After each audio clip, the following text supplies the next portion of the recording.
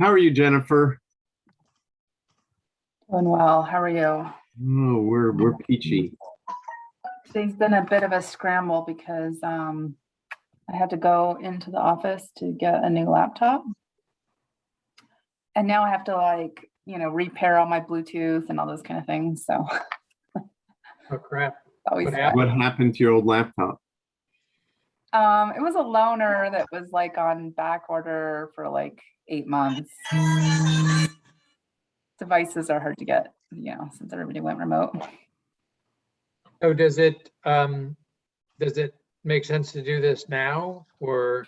Yeah, I'm good. Okay. I don't have my headset set up, but I think this is fine. Great. Did you get the questions we sent Was it this morning or was it another day? yesterday? I want to say. I'm going to ask them anyway, but Let's see here. if you saw them, you'd have a jump start. Amanda, are we waiting on anybody? We're missing a couple of people. Chris just sent a message saying that there was tornado warnings where she's at, so she might be catching us later. No, wow. And Jim isn't here, but he might be running late like he was on the last one, so I think we're good to go. Okay, cool. So Jennifer, my standard intro is to say that the questions I'm asking and the questions we've sent you are the same for everybody we interview. But we fully recognize that, and that's to make sure that, everybody, we have the same view of everyone, apples to apples, but we know, but every project is different. So, feel free to stray off of the verbiage in the question itself, okay? Yeah, I'm sorry I didn't read this. I thought this was just like a reminder to attend, and the questions were embedded, so I didn't That's think okay. there was an attachment or anything. So I wish I would have taken more time to prepare them, but I'll just kind of wing it. The other thing worth saying for sure is that this isn't the beginning or end of our conversation, right? I mean, yeah. So please feel free to add to whatever you give us. You can send an email with answers to these questions literally, whichever ones we don't get to, and we won't get to them all, and or go into the document, and we still would love for you to do that. You just go into the document and type the information that you think is relevant and important. Okay. Okay. Yeah. I'm not going anywhere either, obviously. Okay. And a reminder that if you can, the sooner you can provide your content in that main document, the better for us, understanding that you have your own limitations. Okay. Is that the document that we just shared on Google? I got your share. Yeah, that's the Google Doc. Okay. And we very, very much want your input into it. So okay. Wait in on my to-do list, and I will carve out time to. Great. Thank you. And that, and we'll get to the question in a second. That goes for the description of your project in the document and for any other content that you want to provide. Okay. Okay. Okay. So it was starting with number one. What key or core information about your project should be in our consent scan report? What are the big takeaways? What should people know that's important, not just about your project, but that they can learn from? Yeah, I think that we're just generally, and we can go one by one, but just generally, we're very much in a discovery phase as far as consent. We actually just are in draft mode of an RFP that's under review right now. That one of the pieces of scope is this consent work. To perform an environmental scan within the state of Colorado. We've done some of that work, but we're finding that there's really obviously very limited consent that's being acquired today.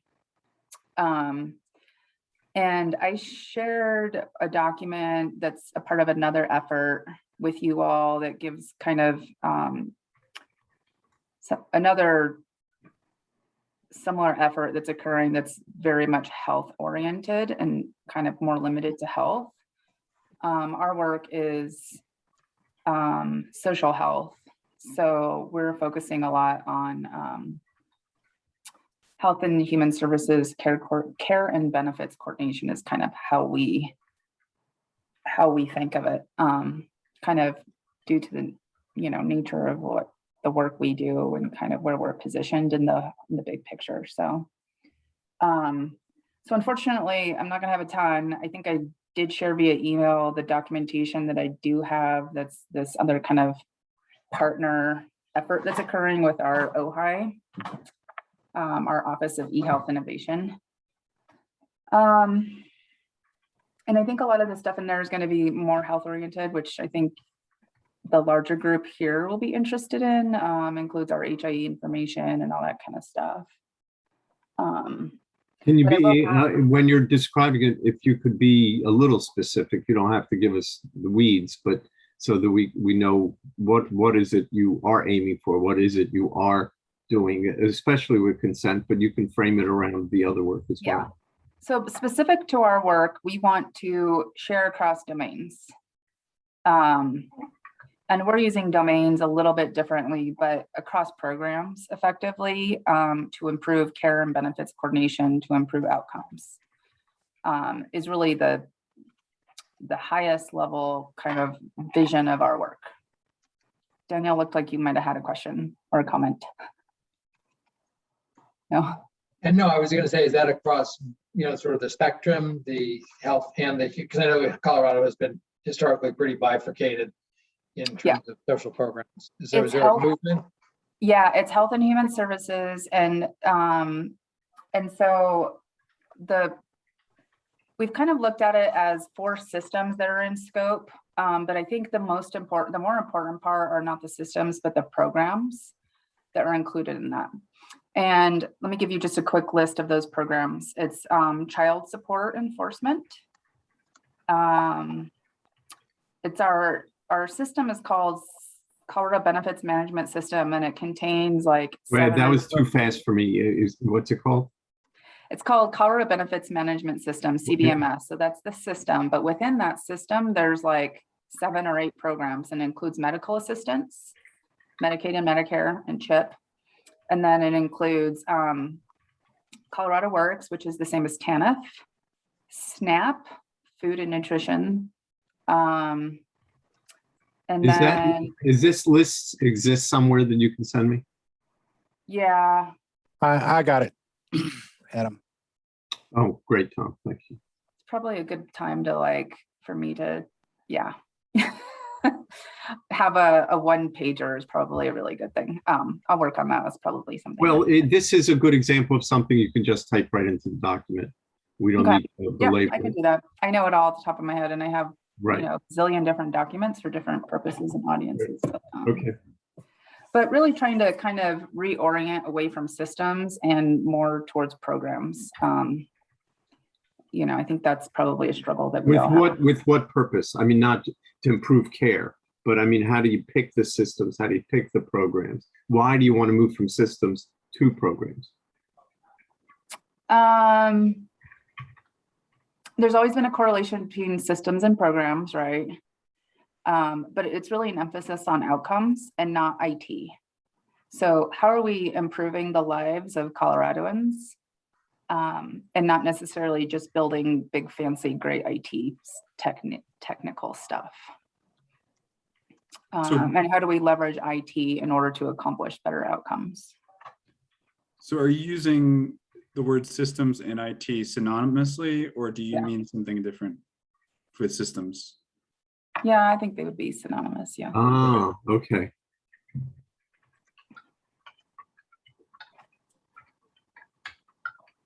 That's okay. And I think that these programs were identified because they're the highest impact, highest value. They're, programs that there are lots of correlations with social determinants of health. And, our populations tend to span several of these similar programs. But today they kind of live and operate in a silo. And so, that's the goal is to break down some of those barriers and move towards and working in an interoperable way so we can better serve those clients.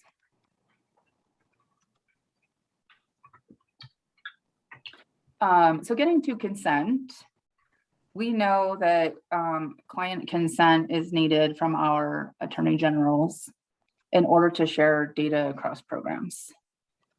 So this is critical for us. We've also learned that I'll find the language and send it to you. Let me back up a little. So it's critical to share data across programs, and you need consent to do that. Client consent So what is the protocol, or what is the methodology that you're proposing to do that, to get consent, as well as to share the programs, but share data? But how do you? I think do you we'll have arrive at something in place? Do you have yeah, something? well, we don't have anything in place today. In fact, there's, it's quite interesting, and I'm sure that this is probably the case in several states, but we have found in child care assistance, that's one program I failed to mention, by the way, but I'll send you or put the list in the document. With child care assistance, there's currently a paper kind of authorization form, which is what we wanted to leverage in order to digitize that consent. But because of the fact that we don't have any consent methodology in place today, we, as a part of this discovery work and that RFP, we want to arrive at some type of a standard and a framework we don't have today. As a proof of concept, I was going to just leverage, and not really completely appropriately, but consent to share. We do have something existing in Colorado today, but as we know, it's very complicated. It's a very extensive build, and it's just not something that we're in position to support right at the moment. What's the timeline for you? I'm just thinking in terms of the paper. Is this something people are going to be able to see, or is it really, I'm making it up, something that's a year or two in the future? Yeah, we're not going paper. We're going to implement a digital. No, I apologize. Let me interrupt. That wasn't clear. For our paper, when we publish our report, let me call it a report.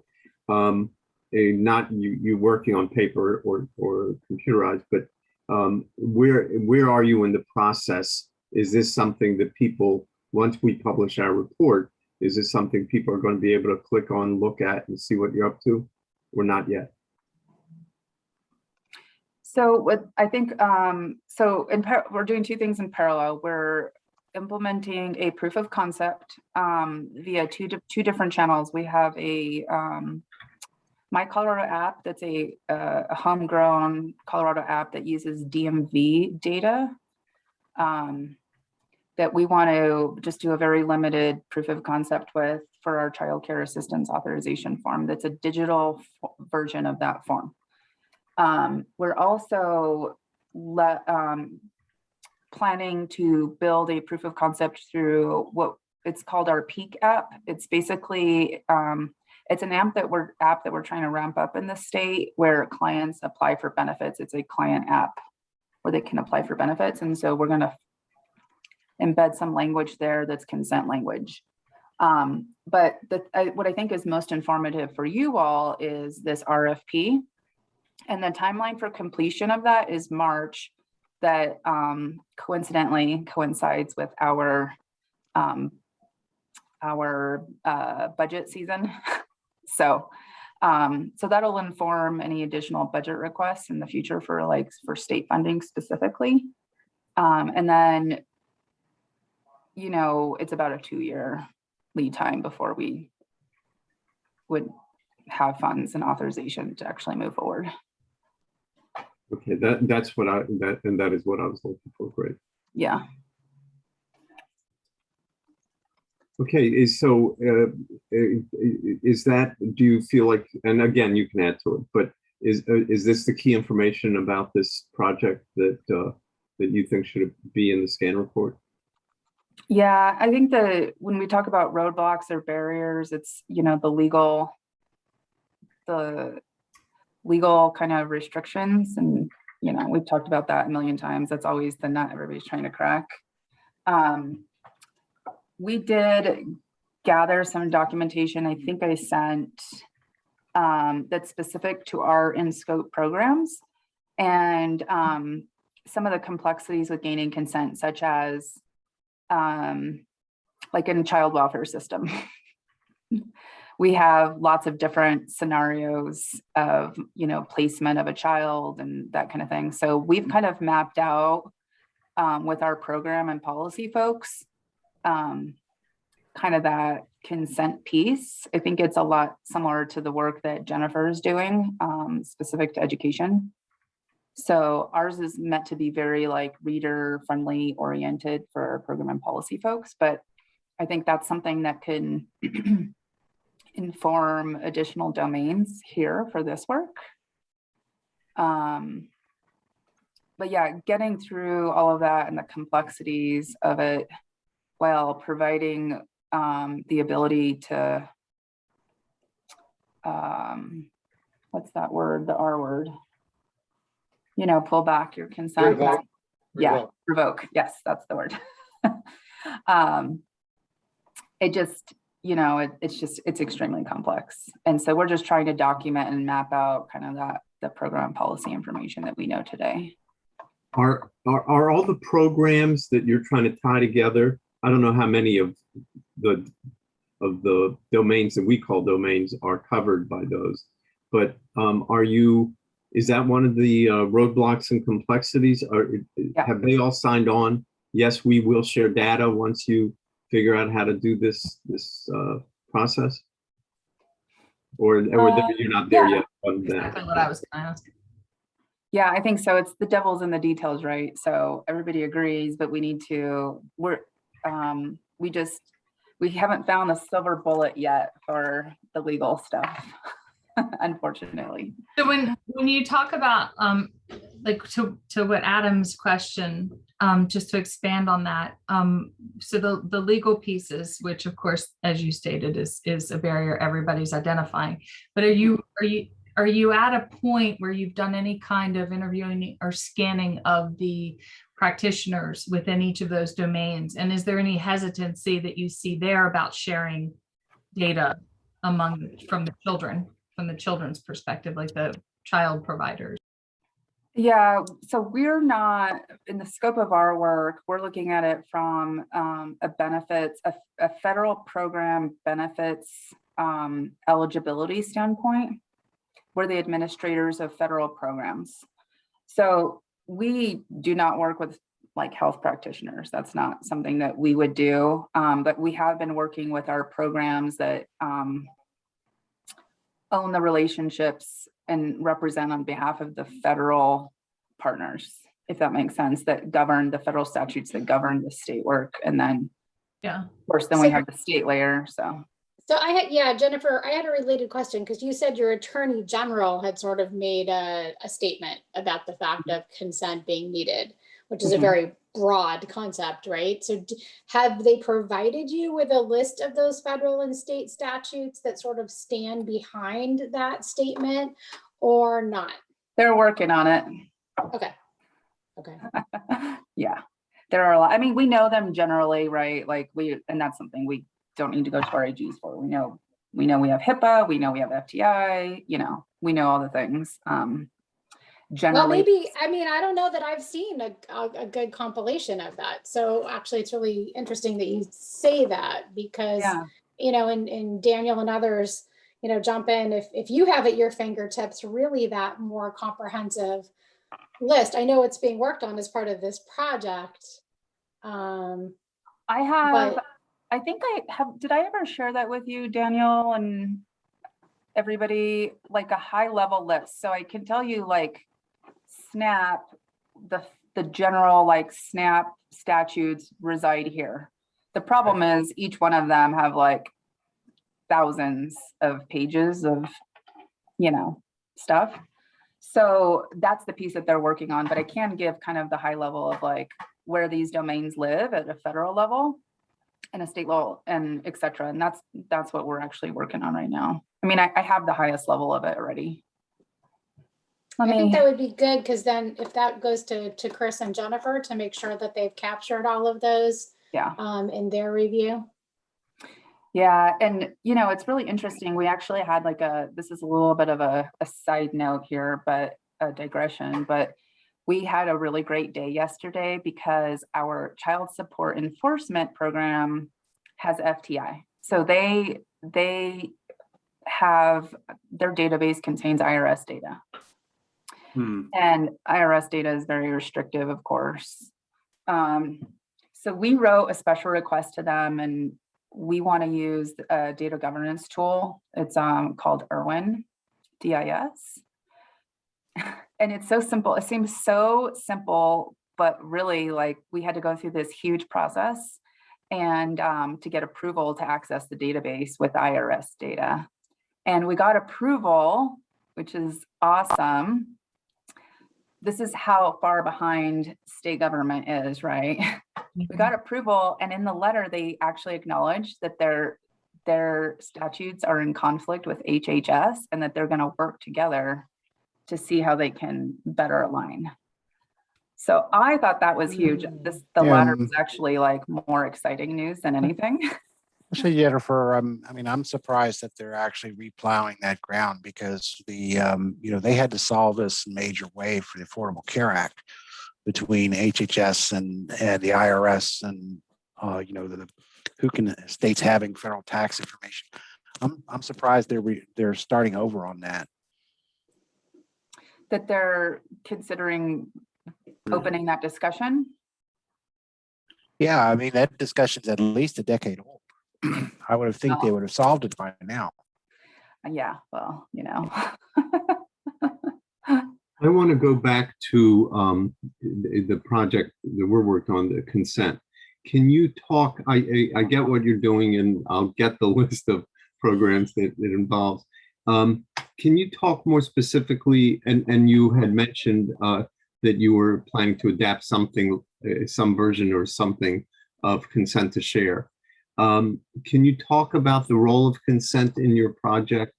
How far have you gotten? You know, is this a model? Is what you're constructing a model? Is it very, you know, sort of Colorado specific and specific to just those programs, or more, or applicable, you know, in wider use? Can you talk a little more about the role of consent with as much specificity as you have right now, which may not be a lot? Yeah, so we're looking at this with an iterative approach. So our scope is the scope identified with the programs right now.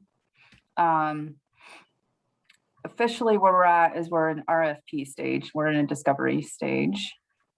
Right. But in parallel, in order to continue to make progress and kind of taking this iterative approach, we are developing some proof of concepts.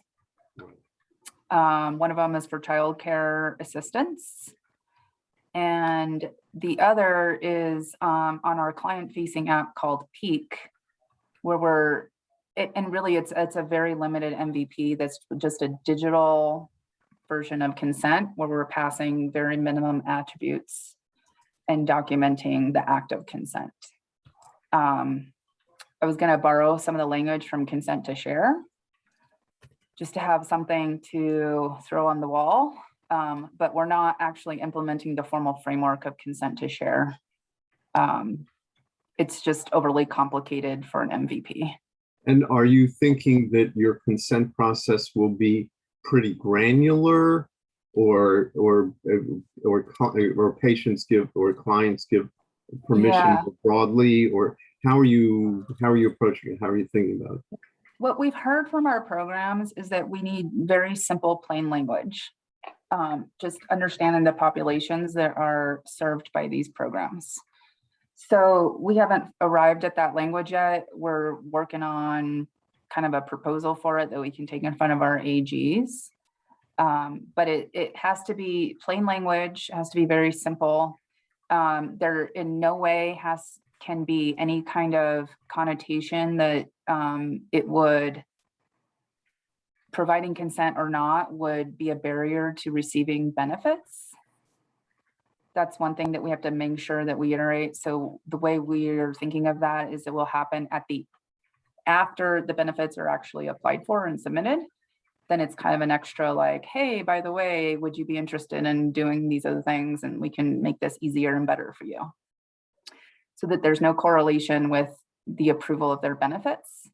And then we have to enable the ability to revoke. Those are kind of the 3 highest level requirements that we have. Is it an opt-in or opt-out? It's an opt-in. I would like to push for an opt-out though. And then at least for this proof of concept, it's going to be at least a 2-year staged approach. We'll put it in for all new applications and all renewals. So, you know, by the time we filter through to the longest term needing renewal, it'll end up being a year or 2 based on the programs, the eligibility of the programs that we're serving. All right, I'm ready to move to the next question unless, does anybody on the call want to follow up on anything or have a question? I just one quick question on around the RFP. We know that that Washington State put out an RFI around consent. I don't know if you Yes. cribbed from that. Yeah. Okay, so there's 2-part question then. Was that particularly relevant to you? Did they include other information that you found useful as a state? And were there any other resources that you found for your RFP that we should be looking at that sort of encompass this idea? We definitely did leverage it. I didn't write the RFP. It started as an RFI leveraging Washington State's, and then it expanded beyond. So it's the consent is one piece of it. The broader thing is basically an environmental scan of our auxiliary systems. We have 64 counties and we're, you know, state supervised, county administered. So we've got that additional complexity of getting states to work in a common way or counties to work in a common way when we're a local authority state. So part of this work, or the biggest bulk of that particular RFP, is to do a scan of all of those auxiliary systems and arrive at one kind of state standard system. So the consent piece is much smaller, but yeah, thank you so much for that RFI because we did leverage that. Really interested to see. I need to probably look into what happened with that, what they got back. And then upon further review with our procurement, it turns out it was more suitable for an RFP. So the original intention was RFI. What specifically are you asking for in the RFP? Who do you want to answer it for what purpose?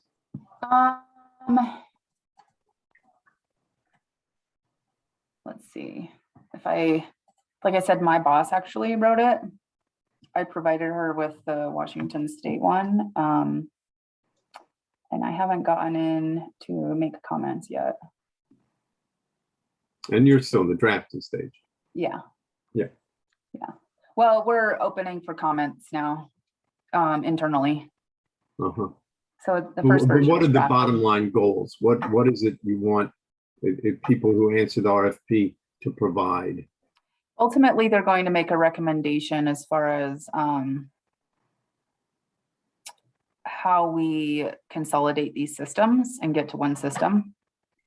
A system or programs? One functionality of it is the one piece of functionality is consent. So I just want to be clear, when you say consolidate these systems, you mean the technology in all of these programs? These are auxiliary systems to state systems that are a wide variety of things, but you know, a lot of them are like county, like internally, like homegrown apps, and they're in conflict. So they, etc. Sorry, didn't mean to interrupt. No. Those auxiliary systems provide some type of like eligibility and enrollment. They're not actually doing the enrollment. Like a lot of them are, the big bulk of it, it's super simple actually. They're doing document storage So document storage and retention, and we know that we can leverage similar documents for similar eligibility programs. That's just makes a ton of sense, and we don't do that today. And then consent, of course, and like workforce capacity planning. That's getting a little bit, outside of kind of our outcomes kind of purpose, but all in a big ecosystem, really. And then I'm trying to remember, there were like 6 of them, and I'm trying to find the draft. So I can just look at it quickly, but. But here again, we can catch up to that, not a problem. Yeah, I feel like I'm on the verge of having so much info, but I'm just not exactly there yet.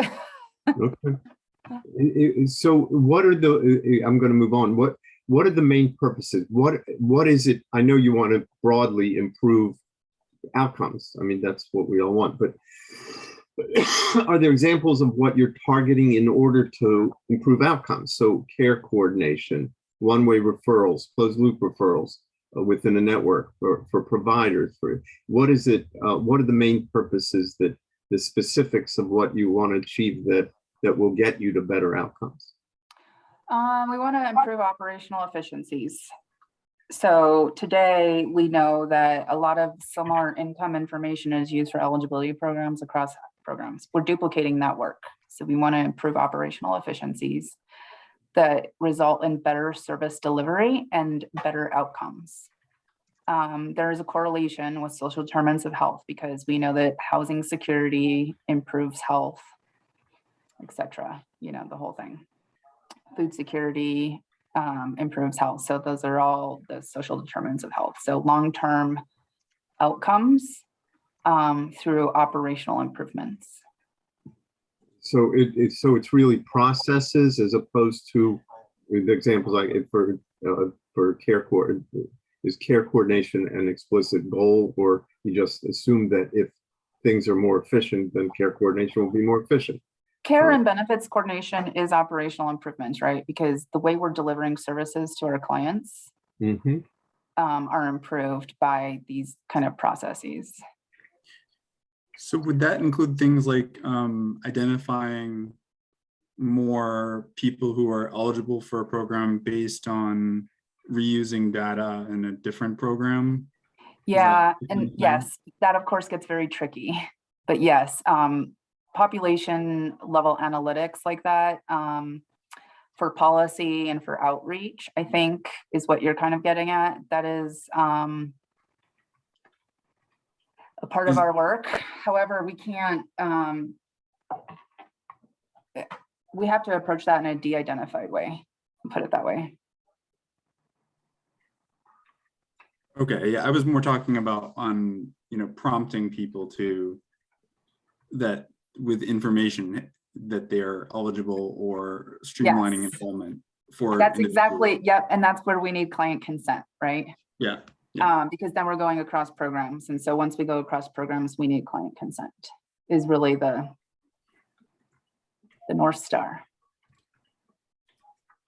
Yep, so that's where that language, so theoretically, they'll go into our Peak app, just like they normally do today. They have a login, they have credentials. They are either a new applicant or a renewing applicant. And so they go through the whole process of their benefits. And at the end, then they'll, when benefits are already submitted and done, then they will be provided an option to consent to share their information, so we can find additional programs that would help to serve them. And that's where the consent would live. Say that again for me. That's important. Consent, where consent would live. So, so we have lots of different ways that our clients enter the system. So I'm just using the most client-facing manner that they do that. Everything's with the lens of client, from the lens of the client, right?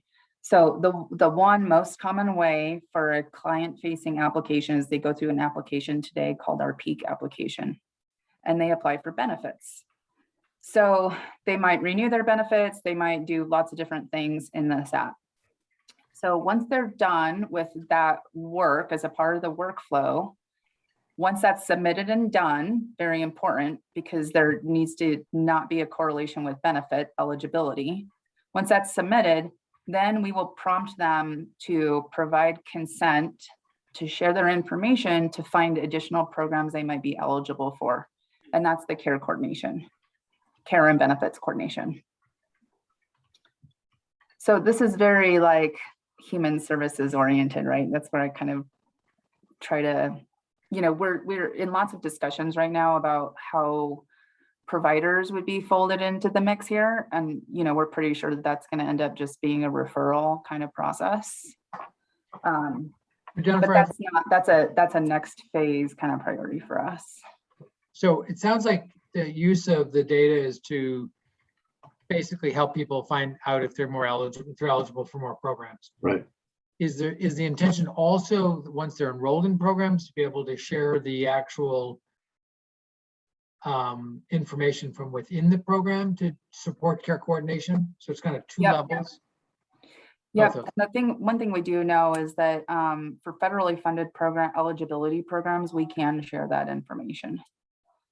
When you So, say like, that yeah. information, is it, can you define what that information? It's information that's needed for the delivery of eligibility, and it's very specifically eligibility, and it has to be within eligibility technicians. So, you know, starting with an MVP of like, what can we do with what we have in order to improve lives? And I will find that language it's a specific, I want to call it like Title VI or something. Jennifer, do you I'll mean find that. that I you have can it somewhere. share? I'm sorry. Go ahead. You mean you can share that eligibility data across agencies with consent, or you're saying without consent across Two programs? different things. So within the state, within eligibility technicians, we can share that information for the purposes of care coordination. Where it gets trickier is when we're looking at external partners or even like health providers. That's where it gets trickier. So it's kind of, you know, if we're looking at it in 3 phases, our first phase right now is strictly within the state, like within ourselves. How can we improve that delivery? And then what we call external partners. And so like Hunger Free America and like, you know, like food banks, et cetera, all of these things. And that's kind of a next phase for us. So it's not sharing information about your health per se, about what diseases you have, about what treatments you're getting, what doctors you're seeing, et cetera. Right. Okay. Right. And I think that the way we're thinking of it, and nothing's official, but just kind of the way we've been brainstorming about it, where the healthcare providers come in, will most likely be a referral to our eligibility programs. How will that referral be made? What, either from a technical or standards or process perspective? Yeah, I mean, there's a ton to flesh out with that, but and this is a little bit out of my space anyways. This is definitely within our OHI space, so I can coordinate on that for you. But I think the way we're thinking of it is like in a interaction with a healthcare provider, they could mark them food insecure or housing insecure. Something very simple, and then that would initiate a referral to our benefits programs. Like a digital referral that would go to the benefits management system? Yeah. Got it. And that again is like very unofficial. That's just like total brainstorming, you know, no decisions or anything there. So just to be clear, then the consent is really not yet at the point of actual clinical care coordination, sharing behavioral health information or health information with the schools or educational information with healthcare or child welfare. It's really at the eligibility level yet, just to get people services. Yep. Is that considered later? Will that be considered later in terms of when somebody's enrolled in 3 or 4 programs? How do you coordinate the flow of information in that case? Is it, Well, no. So if they're enrolled and we're sharing it within the programs, Yeah. Cross programs, we understand that we can do that today. We're not offering that today. We don't have that capability today. Right now, everything's in a silo. So, So that's actually our first priorities within programs. And that's what we were talking about, sharing. when you say within the state, you mean state programs per se. Very and- specifically has to be eligibility technicians. And Because it's for the purposes of care providing benefits. So Right. it has to be those technicians. We can't share with external partners. I think what Daniel's asking, what I'm driving at is, you think that you guys are operating on the assumption that you can share even sensitive medical data already, that's okay within current law and practice, and you don't need additional consent. We're not sharing medical data. It's not in scope. The medical side of it is Medicaid, and it's a program eligibility. It's not, we wouldn't share something like, this person has a heart condition. Right, but we what wouldn't do Daniel's that. saying, Yeah. once they're enrolled in the various programs, you've gotten this off the ground and you've gotten permission to share. So, person X now knows that she's available for these 4 programs. And are you saying that those 4 programs, all of which have information about patient X, right? Some of it's sensitive, some of, very specific. They, under current law, once she's enrolled in all 4 programs, they can share information about it. That's done. For the purpose of eligibility, yes, for care coordination. Right, but Yes. beyond eligibility, once they want to treat her and figure out how that care can be coordinated, will there need to be another layer of consent to do so? Yeah, that's a discussion we haven't had, because that's outside of kind of the scope of our work right now. Uh-huh. That's a later phase discussion for us. I think, we're all eager to, legally and responsibly share with like health providers, for example. I just don't know that we have heard like a good use case or how that would come to work realistically, or how that would happen realistically. If that makes sense. Okay. I mean, we know like we had this discussion just the other day, like a MD does not need access to a person's SNAP eligibility data, nor do I think they would ever want that. Right. I mean, Right. I don't know. I'm very broadly speaking, of course, but No, that MD's way too busy for that. yeah, I can't imagine they would want to go there. I don't know. Maybe I'm wrong. Okay, again, before I move on, who else has a question?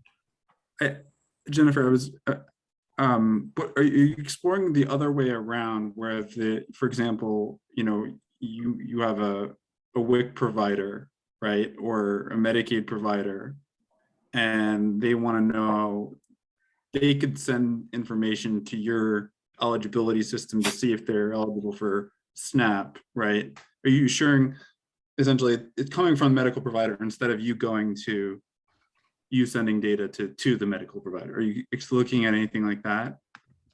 I want to think through this, but let me just clarify. When you say a WIC provider, are you talking about like a WIC eligibility technician, or are you talking about a medical provider? So the state's contracted with certain medical providers to deliver the WIC program, right? And so they know they either at the point of eligibility, either this is someone who has been enrolled and they're treating this patient, so they have information about this particular patient, and they want to help them with other programs. Are you exploring technologies that would essentially, instead of the data going from your agency to the healthcare provider, it would go the other way around. The healthcare provider is sending information to your agency to check for eligibility. I think the direction that we're exploring would be the healthcare provider would send it to our agency. Right. So, okay, you are exploring that. Okay. Yeah, yeah. Got it. That's the next phase though. So I mean, we're talking about it, but we're not really even taking any action, to be totally honest.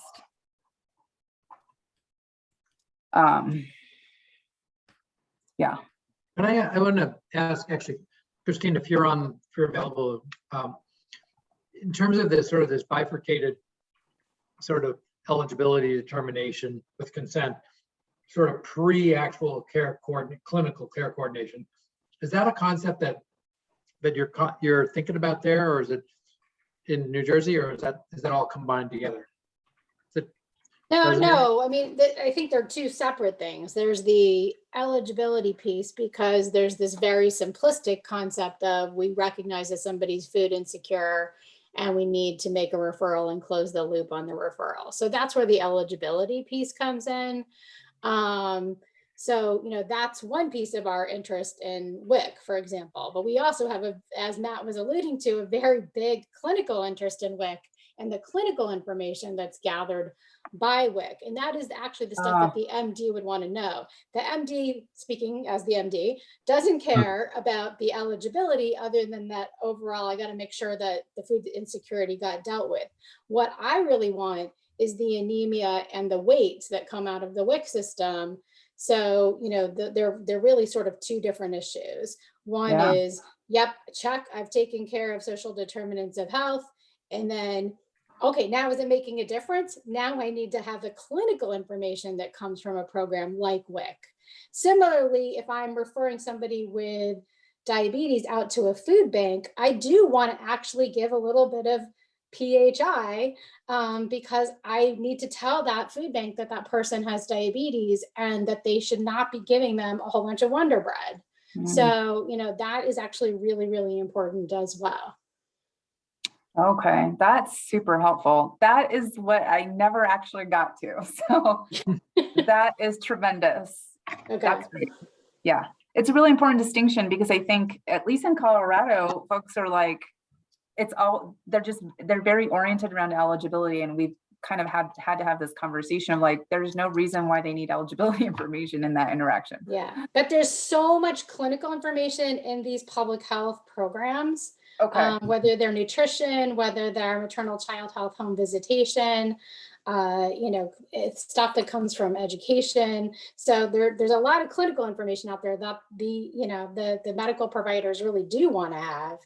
And then there is a need in some cases, again, if I'm making a child care referral for a child with behavioral issues that has a diagnosis, like I want to be able to tell them, this is not going to be an easy child for you. Like, yes, I'm referring to them to you because I know you have the capacity to deal with their behavioral issues.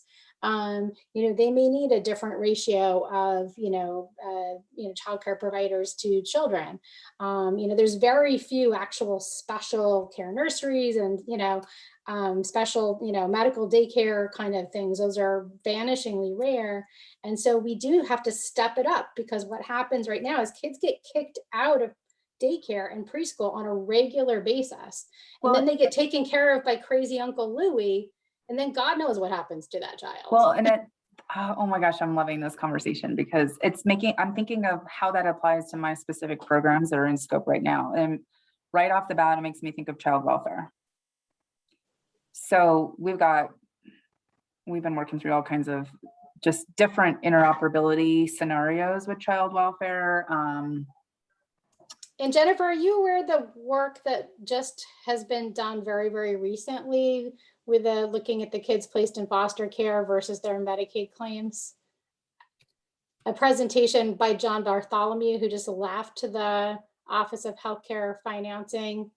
If you have it, if you could share it, I would love to see that. Yeah, it was just presented to all of the Integrated Care for Kids projects last week. Okay. So I should be able to get that slide deck and send it to you. Yeah, I'd love to see that as well. Yes. Yeah, wasn't the main, you were about to make a connection. What was the main point? Was it, do Medicaid visits go down when a kid's in foster care, or what was the finding? So, well, the primary care goes up and ER definitely goes down, and there's age specific differences. But they really did see sort of that expected finding of more primary care usage. As a result, their medical complexity, which is based on their diagnoses, actually got more complex because they got the care they needed. At least that's the theory. But their utilization of ER and I think hospitalization as well did go down, particularly in the younger children. Yeah, and that's Colorado. That was just done. So they're just getting the first analyses out of the Farley Center at the university, but it's it's all been done by the healthcare financing group. So, but yeah, child welfare. The other thing I was going to say is there's a brand new article that just came out in one of the child abuse journals. My co-PI this is his area of expertise is child abuse. So he picks up on these things that really talked about the importance of looking at the kids who are reported to Child Protective Services, but then it's considered an unfounded, concern. But, behind that quote, unfounded concern of actual child abuse is a whole boatload of social needs. And those kids, really need to be directed, once once CPS kind of drops them and says, okay, you're not an abused child, which in New Jersey is 90% of the claims. I don't know how high it is there in Colorado, but then, something else needs to be done for those families. So thinking, as you are about this more, consolidated system, it's just a really, an easy way of flagging a subset of the population that needs more of these services. I wonder if we could, or maybe, this is like very, very oversimplified, but I wonder if we could just think of a couple of scenarios in each of these programs of like how a medical provider might use that data. So like, or how that might be useful. So like, for example,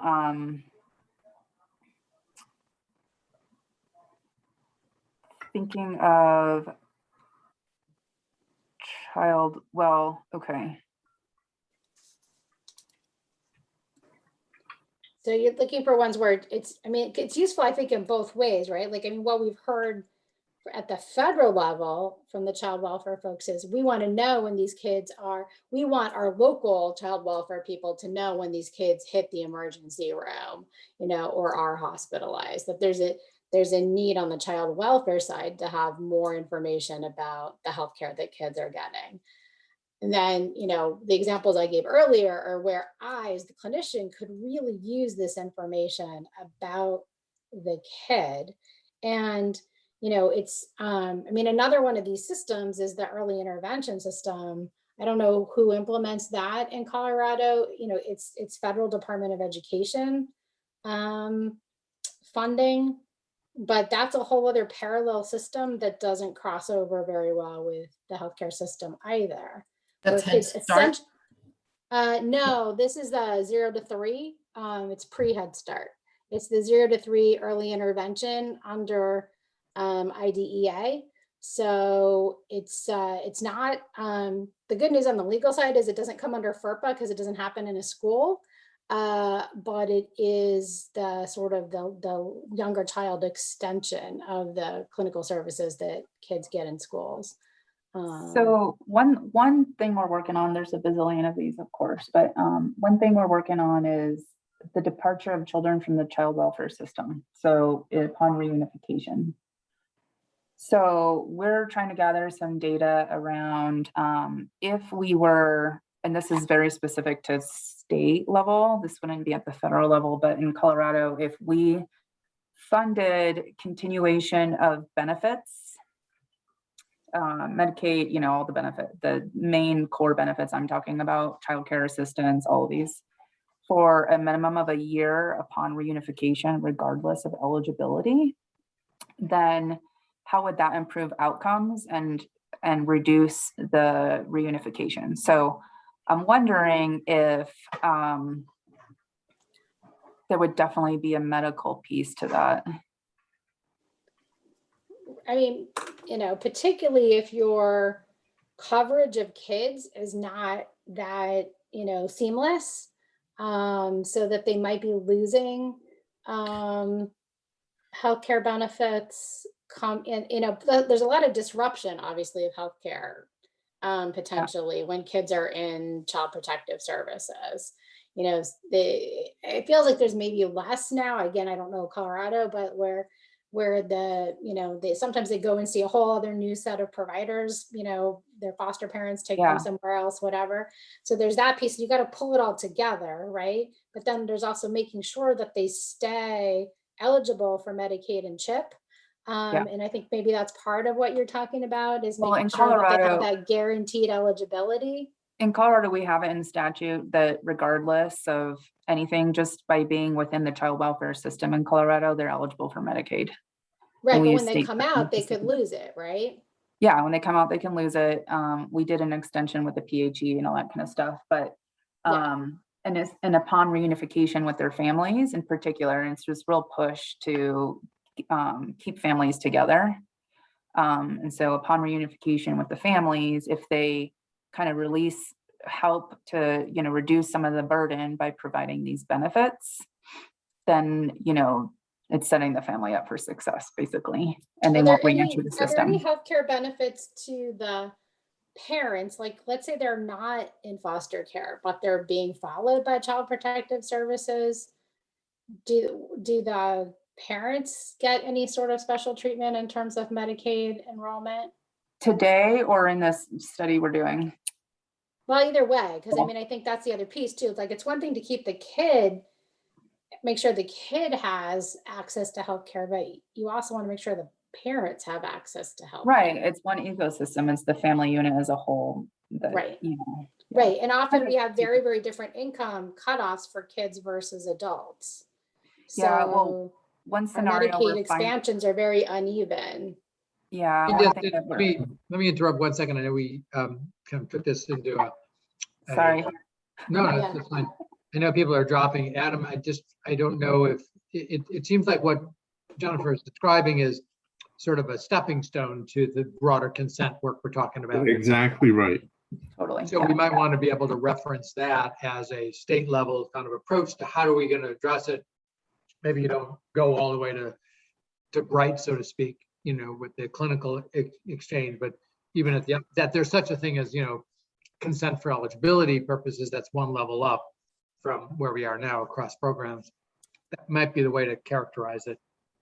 One last thing to throw out just super fast before we wrap up that I don't know a lot about, but just to put on the radar for further discussion is,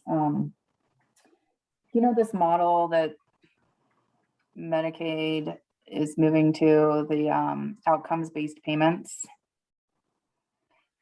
Apparently hospitals have kind of really expressed their extreme interest in eligibility data for purpose of, and I don't fully understand how it's a very fleshed out idea, but I would be interested in picking your brains if you all have any thoughts on that too.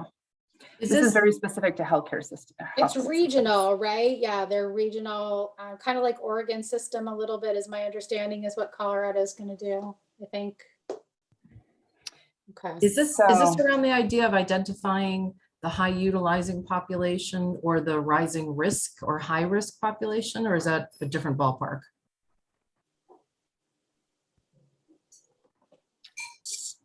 Don't know.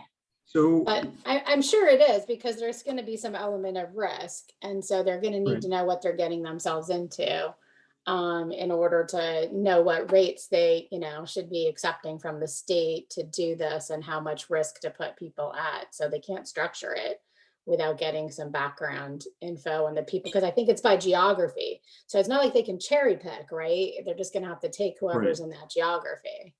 And I got to go too. Sorry, we're over time. Yeah. Supposed to be safe. So thanks, everybody. Really all right. Yeah. it. Thank you so much, Jennifer. Thank you enormously. And again, anything is still not covered, please, write it up. We'll happy to have it. I will. I have it on my list. All right. All right. Thanks, everybody. Bye-bye. Bye.